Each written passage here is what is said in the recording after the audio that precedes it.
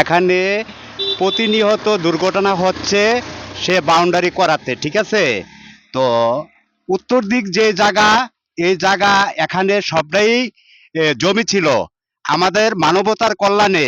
এই জায়গাটা আমরা মিরপুর টু কুমিল্লার রাস্তা নিচে, প্লাস এই যে উত্তর দিকে যে রাস্তাটা গেছে পালপাড়া হইয়া আরেকটা ঠাকুরবাড়ির থেকে মোল্লাবাড়ি পর্যন্ত গেছে, যে রাস্তাটা 5 নম্বর এবং 6 নম্বর ওয়ার্ডের মধ্যে সবচেয়ে ঘনবসতি লোক বেশি ওইদিকে, এই জন্য গ্রামের একমাত্র রাস্তাই এটা।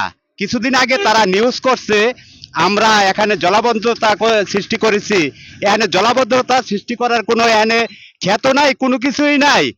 এদিকেও পুকুর, ওইদিকেও পুকুর, ঠিক আছে, দুনো দিকেই পুকুর।